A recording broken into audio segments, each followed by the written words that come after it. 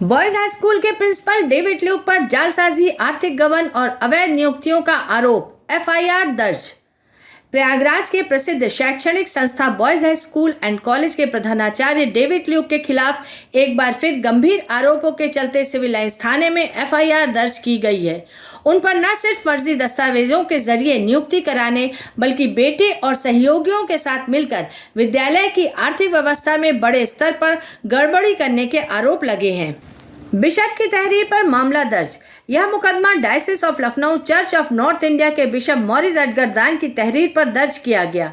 Bishop का आरोप है कि डेविड ल्यूक ने वर्ष 2010 में बीएड की फर्जी अंक तालिका के आधार पर कार्यवाहक प्रधानाचार्य का पद हासिल किया और फिर उसी हैसियत से वर्ष 2012 में स्वयं को स्थायी प्रधानाचार्य नियुक्त करा लिया। मनमानी नियुक्तियां और करोड़ों की संपत्ति का आरोप।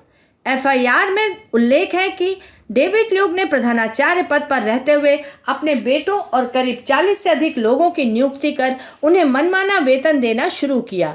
यही नहीं, विद्यालय के फंड का दुरुपयोग कर प्रतापगढ़ समेत अन्य राज्यों में 2 स्कूलों की स्थापना और करोड़ों की संपत्ति अर्जित करने का आरोप भी है। बताया जा रहा है कि 2014 से 2017 के बीच स्कूल के निर्माण कार्यों के नाम पर भी बड़े पैमाने पर वित्तीय गड़बड़ी की गई।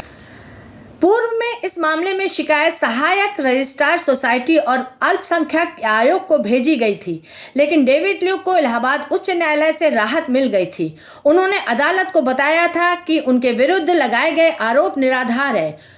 उन्होंने 2015 के जॉन अगस्टिन बनाम उत्तर प्रदेश सरकार के मामले का हवाला देते हुए हाई स्कूल सोसाइटी की यथास्थिति बनाए रखने की दलील दी थी, जिसके आधार पर सभी जांचों पर रोक लग गई थी। निजी गबन के आधार पर ताज़ा मुकदमा।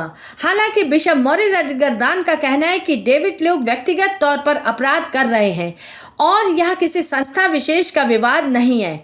इसी आधार पर मंगलवार को सिविल लाइंस थाने में डेविड ल्यूक, उनकी पत्नी, बड़े बेटे व अन्य सहयोगियों के खिलाफ जालसाजी, धोखाधड़ी, गबन समेत कई गंभीर धाराओं में मुकदमा दर्ज किया गया।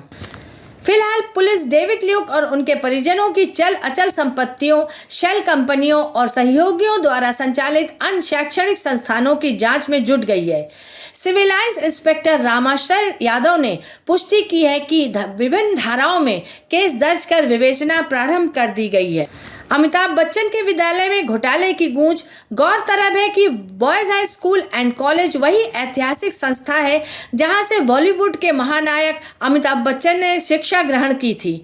ऐसे प्रतिष्ठित संस्थान में इस प्रकार के गंभीर आरोपों का सामने आना शिक्षा जगत के लिए चिंता का विषय बन गया है।